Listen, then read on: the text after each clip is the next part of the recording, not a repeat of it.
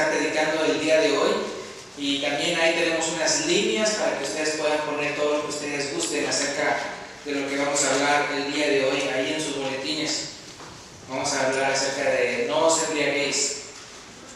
La cita dice no os embriaguéis con vino, pero nunca falta el que diga, bueno, dice con vino, pero no dice con otras cosas. Entonces por eso le dije, nada más, no os embriaguéis, que sea vino, sidra, pues, lo que sea. Cerveza es algo que no debemos embriagarnos. Ahora vamos a ir primero a Proverbios capítulo 23. Proverbios capítulo 23, versículo 29 al 35.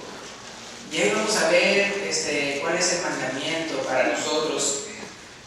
Que vemos que no nada más dice que no nos embriaguemos, sino que dice, no mires al vino cuando rojea. Dice, no mires al vino cuando rojea. Ahí en Proverbios capítulo 23, versículo 29 al 35. Dice, ¿para quién será el ay? ¿Para quién el dolor? ¿Para quién las rencillas? ¿Para quién las quejas? ¿Para quién las heridas en balde? ¿Para quién lo amoratado de los ojos?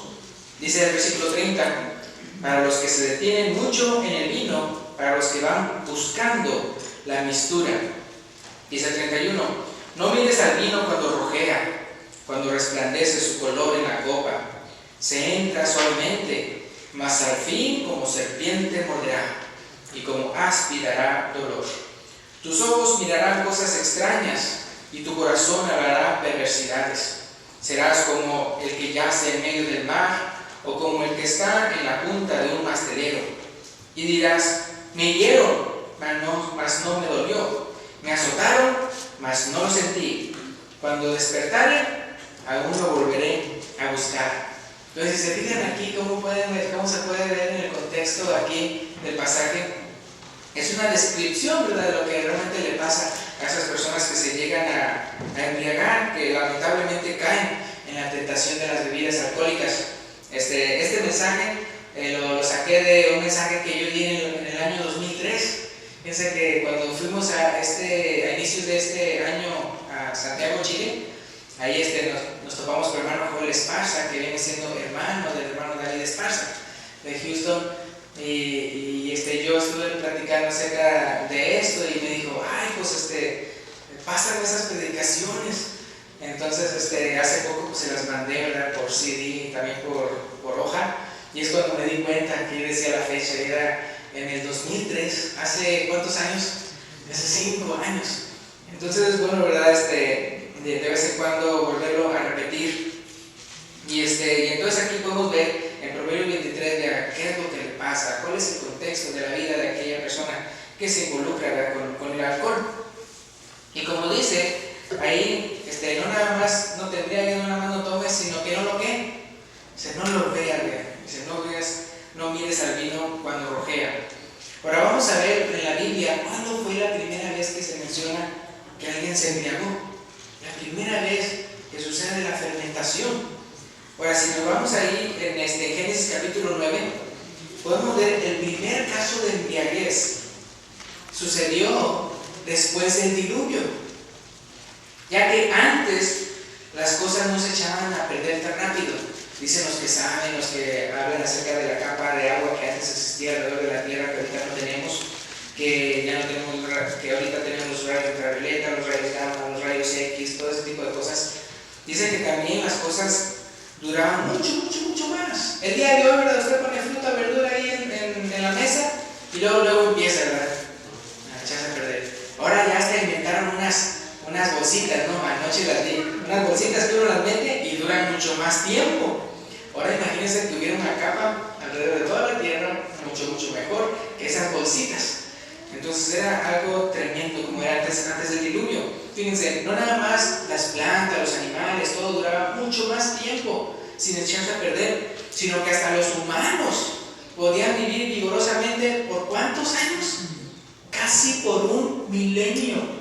Ahorita uno diría, ya sería mucho decir un siglo, ¿no?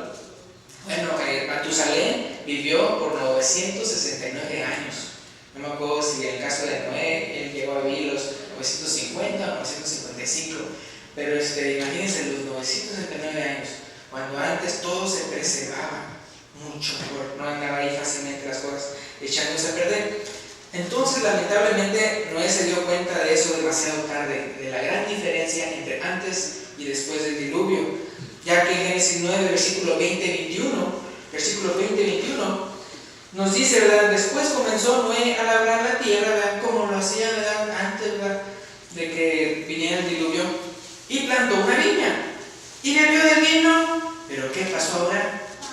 Y se embriagó, y estaba descubierto, y la palabra descubierto más adelante pueden dar a entender que es desnudo, y en medio de su tienda. Ahora, cuando piensen en tienda, no piensen en Walmart o Shoppers, sino está refiriendo a su casa. Bueno, entonces, después, ¿verdad? En ese mismo pasaje menciona cómo hasta un hijo se burló, ¿verdad? Los otros lo taparon, y luego ya después, ¿verdad? El burlón fue maldecido por haber hecho eso.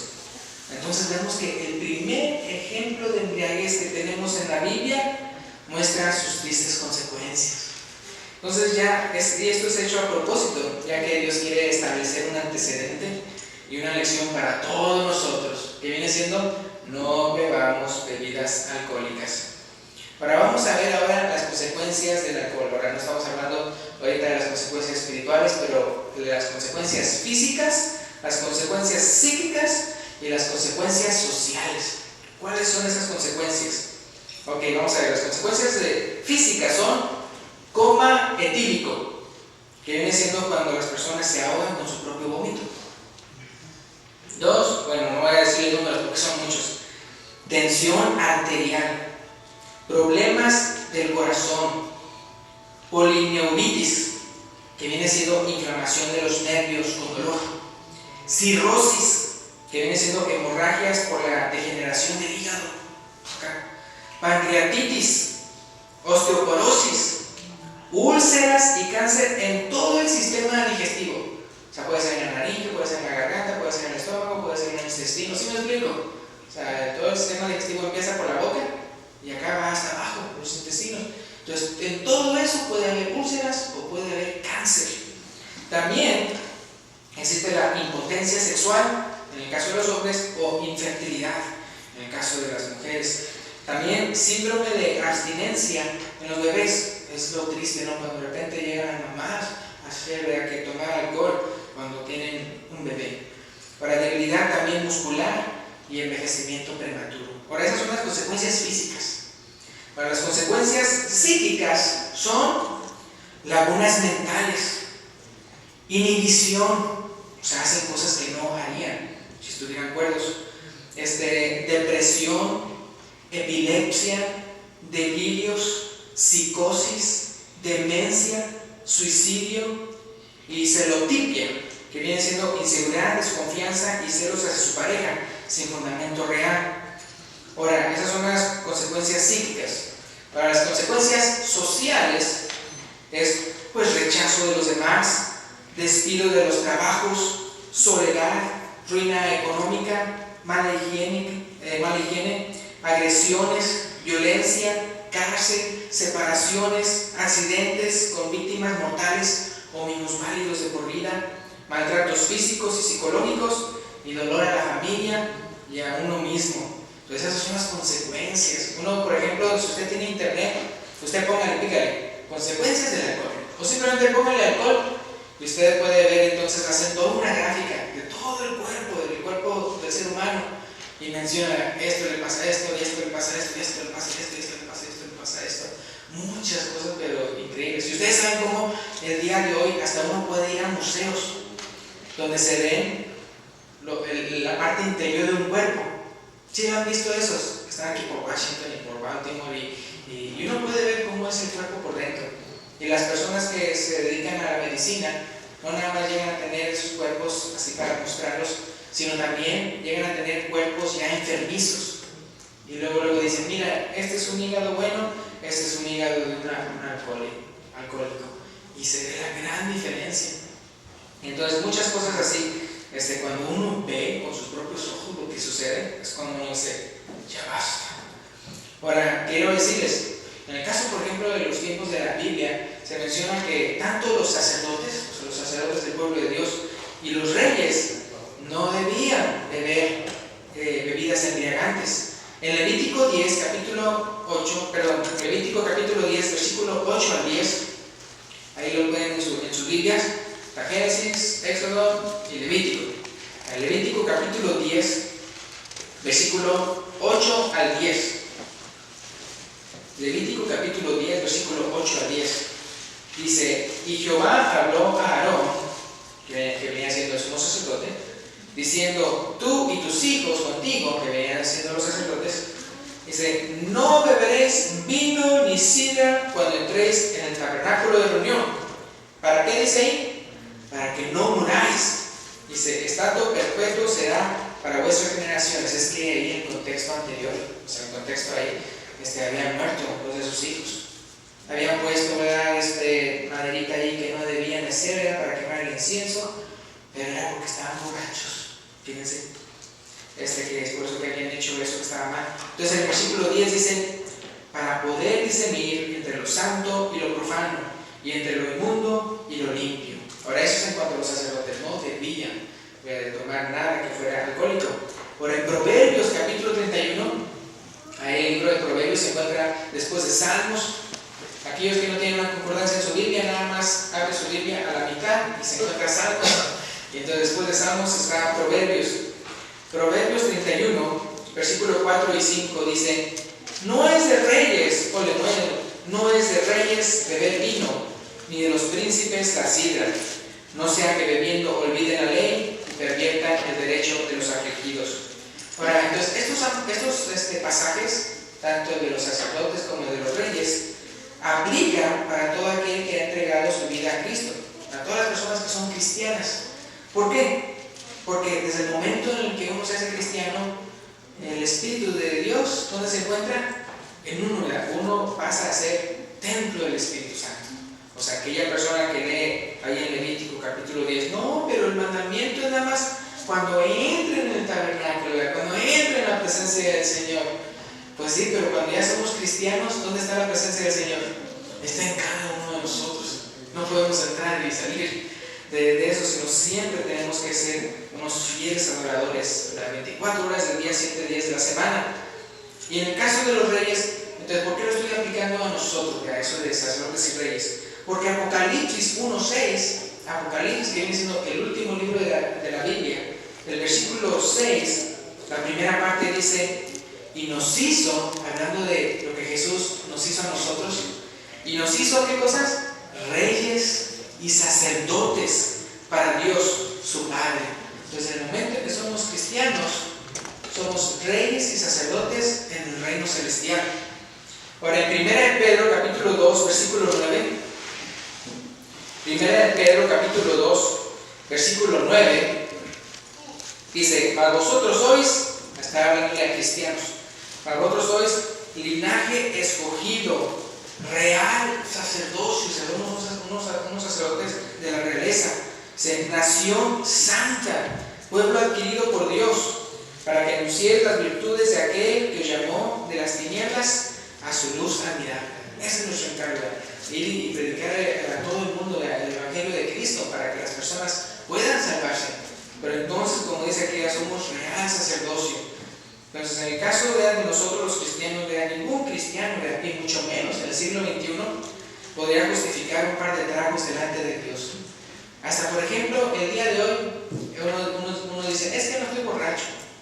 A ver, si te tragas un par de copas, un par de tragos, y luego te vas ahí a la esquina donde el policía está checando a todos los que están manejando, nada más tuvo un par de tragos, ¿pasaría la prueba o no? El puro aliento, ¿verdad? El puro aliento. O sea, no tienes tanto de por ciento en la sangre, estás borracho. Pero no, ¿cómo? ¿Sí? Entonces, fíjense, si legalmente se puede estar borracho tan fácil, entonces si delante de los hombres, cuanto más delante de Dios. Entonces, como estamos viendo el día de hoy, es de que no debemos de beber cosas embriagantes, ni siquiera debemos de mirarlos. Porque hay unas personas que así empieza la tentación, ¿no? Con el solo hecho de mirar, como le pasó a Eva. Bueno, el significado de la palabra vino, esto es muy importante, el significado de la palabra vino. El día de hoy muchos piensan que la palabra vino solo se aplica al jugo fermentado de la vid. Dicen, vino, luego lo piensan, ¡pum!, luego lo piensan fermentado. Pero en realidad también se aplica al vino sin fermentar, es decir, al jugo de uva. Por ejemplo, en la Biblia, la palabra hebrea yajin, o sea, el Antiguo Testamento se escribió en hebreo, la palabra yajin, o la palabra griega en el Nuevo Testamento, que la palabra griega oinos, se usan para los dos tipos de vinos. Es decir, utilizan la misma palabra, pero puede significar sin, ¿verdad?, sin fermento o con fermento. Entonces uno dice, bueno, ¿cómo voy a saber yo a qué está diciendo? Simplemente leyendo el contexto. Simplemente con leer el contexto uno puede darse cuenta si está hablando de fermentado o sin fermentar. Entonces uno tiene que averiguar a qué tipo de vino se está refiriendo leyendo el contexto, leyendo el pasaje bíblico. Para cuando uno estudia esos pasajes con la palabra vino, uno se da cuenta de lo siguiente. Cuando uno ve un gran contraste entre las citas, y ese gran contraste es porque unos vinos están hablando de fermentado y el otro de vino, se le llama vino dulce o vino nuevo, cuando no es fermentado. Pero cuando es fermentado, cosas malas suceden. O se utiliza el vino como símbolo de ira, juicio, condenación, maldición y destrucción. Se utiliza como símbolo de eso cuando está fermentado. Y cuando no está fermentado, suceden cosas buenas, o ese vino, cuando no es fermentado, simboliza alegría sana, gozo, bendición y prosperidad de Dios. Entonces uno puede ver ese gran contraste, lo que significa, no nada más lo que sucede en ese momento de que lo están tomando, sino también lo que simboliza. El fermentado significa condenación, ira, destrucción, y el que es nuevo, bueno, o el que es que le llaman dulce, ese representa lo que es bendición de parte de Dios. Entonces vamos a ver unas cifras para que vean. Hablando del vino fermentado, Salmo 60, versículo 3. Salmos capítulo 60, versículo 3. Dice: has hecho ver a tu pueblo cosas duras, nos hiciste beber vino de aturdimiento. ¿Sí se fijan? Hasta tiene que especificar qué tipo de vino es. Dice vino de aturdimiento, porque ¿qué es lo que le pasa entonces a las personas que toman fermentado? Se aturden, ¿verdad? Entonces fíjense cómo representa cosas duras.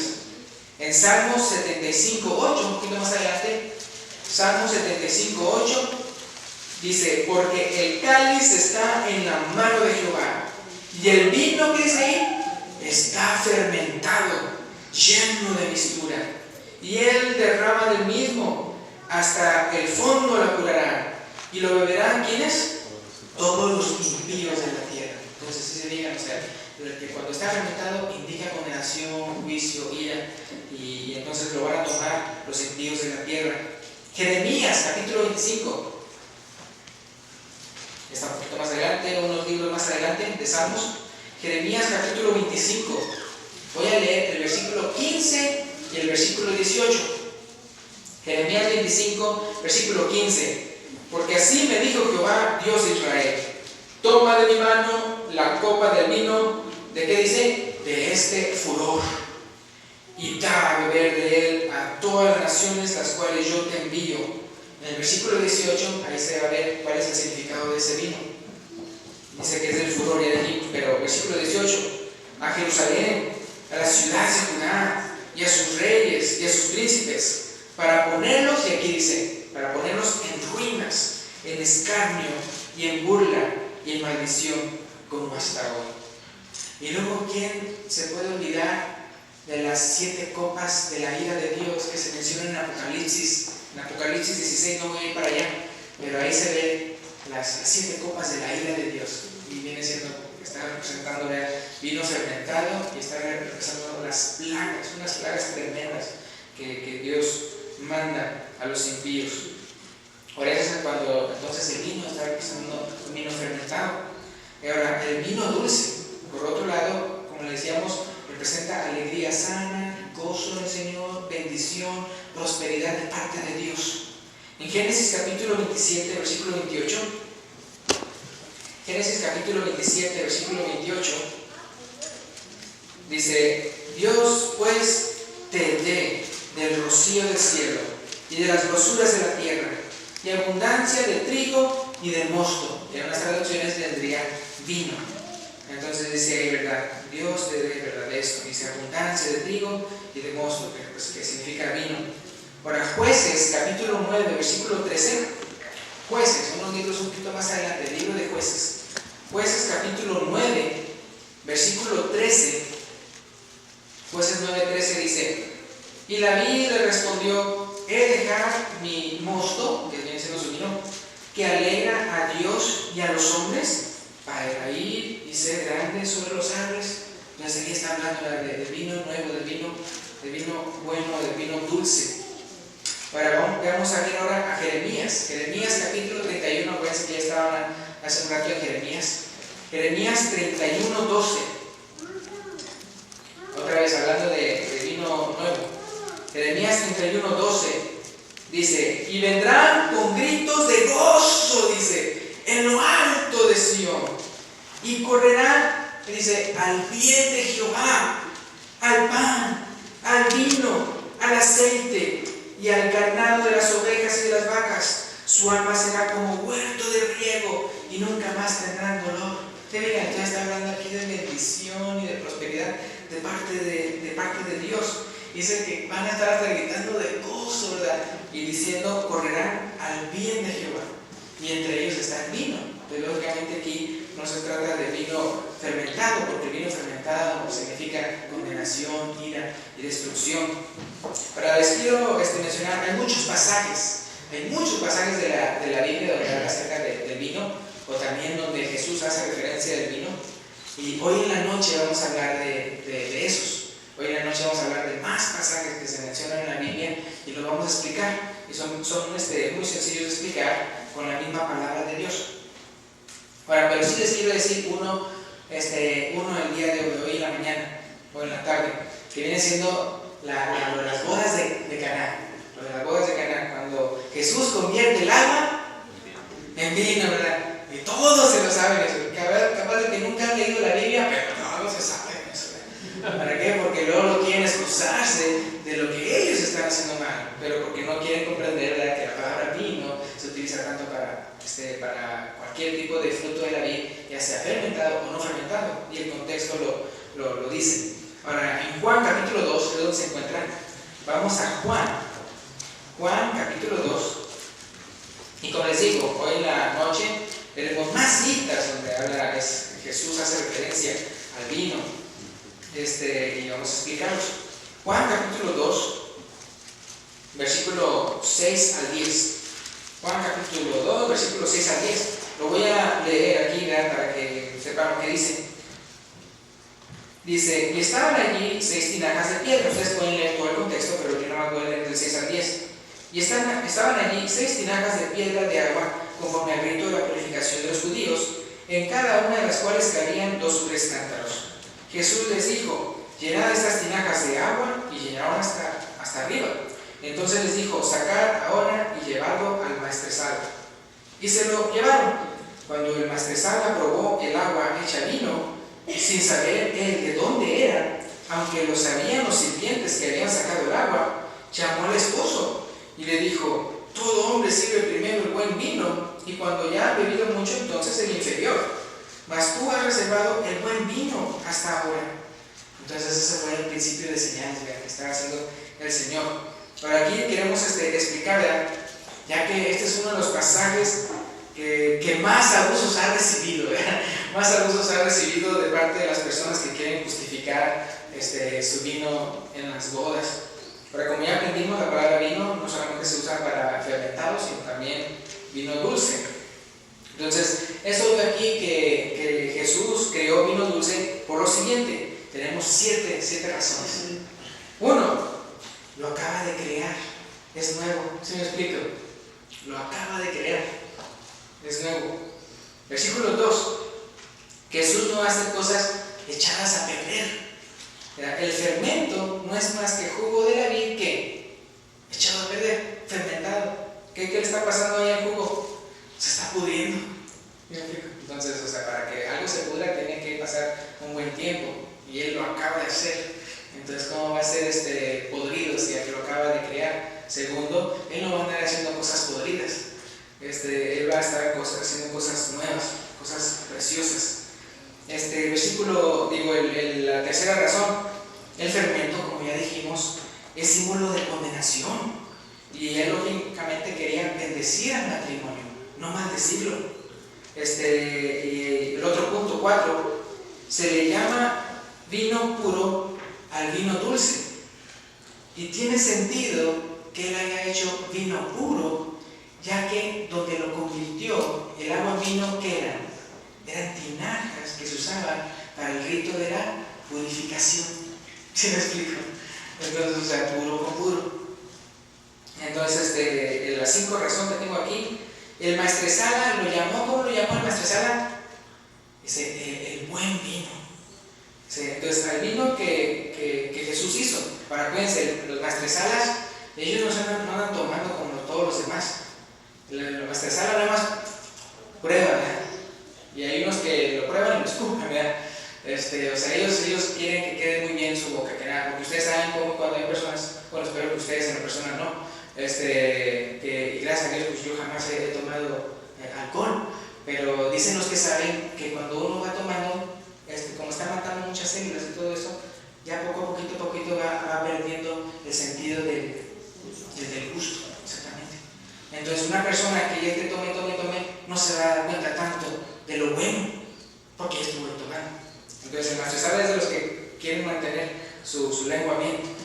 Entonces, él dice, le llama el buen vino, porque el vino de baja calidad, o el malo, ¿verdad? O como ahí lo menciona en la Biblia, el inferior, venía siendo pues, el barato, por decirlo así, y le echaban agua para que se diluyera el alcohol, porque no querían que sus invitados estuvieran ebrios. Entonces, ¿qué era? Era de cuenta era el vino, y como se estaba fermentando, pues le echan alcohol para entonces que no se alcoholicen las personas. Entonces, lógicamente, un vino ya diluido, pues ya no sabe, es inferior, ya no sabe bien. En cambio, él cuando convirtió el agua en vino, ¿cuánto por ciento era vino? Era 100%, pero era vino nuevo, era vino dulce. Era ese tipo de vino que no importa cuánto tome usted, no se va a embriagar. Es el mejor. Y es lo que tomaban los reyes. En Génesis capítulo 40, versículo 11, ustedes pueden apuntarlo ahí, no voy a ir para allá, pero en Génesis 40, 11 se menciona, se ilustra cómo eran los reyes y los faraones, qué tipo de vino tomaban ellos. Esto es el que tomaban ellos. Se dan cuenta que estaba la copa y así, hermanos, tenían aquí el racimo de uvas y así lo exprimían. O sea, era el más fresquecito, el recién hecho. Y eso es lo mejor en todo tipo de frutas, ¿no? Cuando está así la fruta bien perfecta en su punto y uno lo hace jugo, es de lo mejor. Ya lo estoy haciendo hambriento, ¿verdad? Ay, de mango, ¿verdad? De fresa, de papaya. Pero es de lo mejor, lo más dulce que puede haber. Y eso es lo que tomaban los reyes y los faraones. Entonces, lógicamente, Jesús iba a ofrecer el mejor, el mejor. Y el punto número 6, aquí de que por qué él daría uno de vino nuevo, no vino fermentado, es que él no iba a contradecir lo que dice Habacuc 2.15. Habacuc 2.15. ¿Dónde se encuentra Habacuc 2.15? Aquí sí les tengo que dar más tiempo para que lo encuentren en sus Biblias. Porque dice Habacuc, ahí en sus paginitas blancas de la Biblia. Empieza con H, ¿verdad? Y dicen, lamentablemente la Biblia no está en abecedario. Pero Jesús no iba a contradecir a Habacuc 2.15. Ahí la primera parte dice, hay de que da de beber, o sea, bebida embriagante a su prójimo. O sea, ahí menciona en ese versículo de Habacuc 2.15, ay de la persona que anda convidando a otra a beber algo embriagante. Entonces eso es condenado de parte de Dios. Uno dice, no, yo no tomé, pero le convidaste. Eso está mal. O sea, no nada más el tomarlo está mal, sino también andar convidando a otro a que lo haga. Entonces, lógicamente, Jesús no iba a andar emborrachando ahí a los de la boda, porque él estaría haciendo totalmente algo contrario. a lo que es Él. Entonces ese es Habacuc 2:15. Ahora también el punto 7, me gusta a mí el punto 7, aquí de las razones por las cuales Él daría vino nuevo, no vino fermentado. Es como, yo lo veo, el agua hecha en vino, como un regalo de bodas de parte de Jesús. El regalo de bodas de Jesús fue solamente una pequeña muestra de lo que Jesús mismo va a ofrecer en sus propias bodas. ¿A qué me estoy refiriendo? ¿Se acuerdan que en Apocalipsis se mencionan las bodas de qué? Las bodas del Cordero. Y entonces uno puede ir a Isaías 25:6. Isaías 25:6, cuando uno ve el contexto de Isaías 25:6, uno se da cuenta que está hablando de esos últimos tiempos, cuando Dios va a celebrar con los suyos todo lo nuevo, todo lo precioso, donde ya no va a haber llanto, ya no va a haber dolor ni nada de eso, no va a existir ni siquiera la muerte. Entonces, en Isaías 25:6, ahí especifica el banquete. Acuérdense que en las bodas del Cordero, según como se menciona en Apocalipsis 19, hay una cena, dice la cena de las bodas del Cordero. ¿Y quién es el Cordero? Es Jesucristo. Entonces Él aquí está en una boda en Caná, ahí en el Evangelio de Juan, y Él está convirtiendo el agua en vino. Yo imagino, este nada más es una muestra, este nada más es un botón de muestra de lo que va a estar allá. Y entonces fíjense lo que dice Isaías 25:6. Y Jehová de los ejércitos hará en este monte a todos los pueblos, dice, banquete de manjares suculentos. Y luego que dice, banquete de vinos refinados. Dice, de gruesos tuétanos y de vinos ¿qué? De vinos purificados. Van a ser refinados, van a ser de lo mejor, dice, de vinos purificados. Y acuérdense que allá, en ese entonces no existe la muerte, no existe lo que es echarse a perder, no existe lo que es la fermentación, la levadura. ¿Sí me explico? Porque todo es nuevo y ya no existe la muerte, ya no existe nada malo. Entonces uno puede ver el tipo, ¿verdad? Entonces imagínense que Jesús hubiera estado en nuestras bodas y que de repente les hubiera dado ese vino que iba a dar allá, el mejor de los mejores. Por supuesto es un vino nuevo, no uno fermentado. Ahora quiero decirles acerca de la cena del Señor. En la cena del Señor ni siquiera se usa la palabra vino. Y así siempre que la Biblia se menciona acerca de la cena del Señor, nunca utiliza ni siquiera la palabra vino. Yo creo para que no quede duda, ¿sí me explico? Porque como ya vimos en la Biblia, la palabra vino se puede utilizar para las dos cosas, para fermentado o para no fermentado. Entonces aquí para que no quede nada de duda, ni siquiera se utiliza la palabra vino. Ahora acuérdense que cuando ellos celebraron la cena del Señor, cuando Jesús la instituyó, ¿qué estaba sucediendo en ese momento? ¿La fiesta de qué? De la Pascua. Y acuérdense que en el Antiguo Testamento, cuando se celebraba la fiesta de la Pascua, todo lo fermentado, todo lo leudado debía ir para afuera. Nada en la ciudad. Bueno, en el caso cuando estaban en el desierto, nada en el campamento, debía haber nada leudado, nada fermentado. Todo tenía que ir para afuera. Todo eso que era malo. Todo lo de acá tenía que ser sin levadura y sin fermento. Levadura y fermento viene siendo lo mismo. Entonces, en el caso, ¿verdad?, de la cena del Señor, se utiliza la palabra copa o fruto de la vid. Copa o fruto de la vid. Entonces, así como el pan representa el cuerpo de Cristo, ¿se acuerdan cómo en la Pascua el cordero que se inmolaba, que era un cordero que estaba medio malo? No, era perfecto, sin mancha, nada, ni tuerto, todo perfecto, porque representaba ¿a quién? A Jesucristo. Entonces, igualmente, ahora en el Nuevo Testamento recordamos el sacrificio que hizo por nosotros. Entonces, con el pan que representa su cuerpo, y lógicamente tiene que ser el pan ácimos, es decir, sin levadura, ya que la levadura representa pecado e hipocresía. Entonces, eso no puede pasar en el cuerpo de Cristo. Y de la misma manera, la sangre de la uva, que es otra de las maneras que se le llama a la uva, qué interesante, ¿no? Al jugo de uva en la Biblia también se le llama, en Deuteronomio, se le llama la sangre de la uva. Y es interesante porque entonces Jesús la instituye para la cena del Señor. ¿Y qué es lo que va a representar la sangre de la uva? Va a representar la sangre de Cristo. Y también, así como la sangre de Cristo está libre de pecado, está libre de corrupción, porque la Biblia dice que su carne no vio ¿qué? No vio corrupción. Entonces, la sangre también, la sangre de la uva que representa la sangre de Cristo, debe estar libre de fermento para poder representar su sangre pura y libre de corrupción. Ahora, quiero decirles un mensaje que le tengo que decir a todos. ¿Qué les va a pasar a los borrachos? Si usted es una persona que no se arrepiente de su borrachera, y esto también va para cualquier tipo de pecado, ¿no?